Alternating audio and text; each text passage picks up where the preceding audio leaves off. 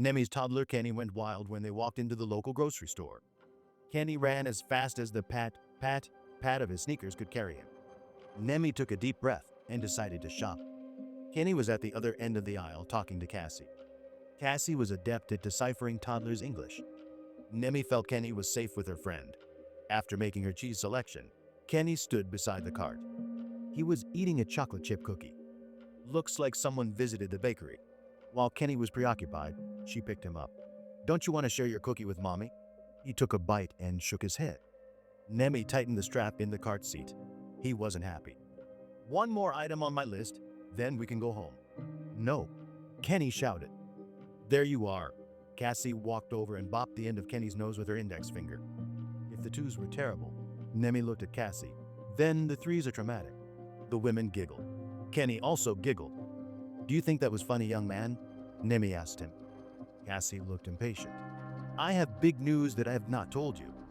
"Really?" "Christophe and I are pregnant." "Oh, honey, only you are pregnant, but congratulations." Nemi hugged Cassie. Cassie turned her attention to Kenny. "I'm having a boy. I expect you to protect him, not to bully him." Nemi laughed.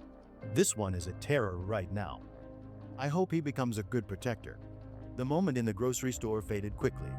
The young families grew, and the boys became teenagers. 15 years passed since the Cassie announced her pregnancy to Nemi. The EMT shook his head. The investigating officer approached a teen who sat on the curb crying. "Son, what happened to Kenny?" "Can't you see?"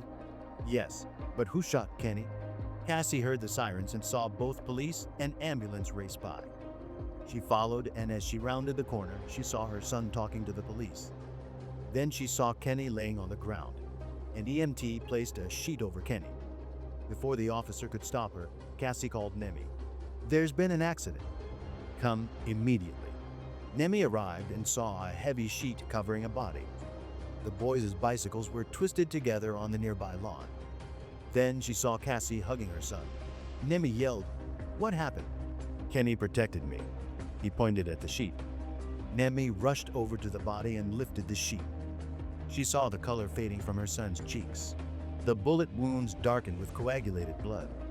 Nemi stood up and pointed her finger at the police officer. "How could this happen? This is a safe neighborhood." Nemi prayed for justice each day. 3 years passed before 4 young men were charged for Kenny's death. One of the murderers noticed Nemi's presence every day of his trial. At pre-sentencing, the criminal made a statement. He pointed at Nemi. "Judge, if my mother loved me the way she loved her son, I wouldn't be sitting here today."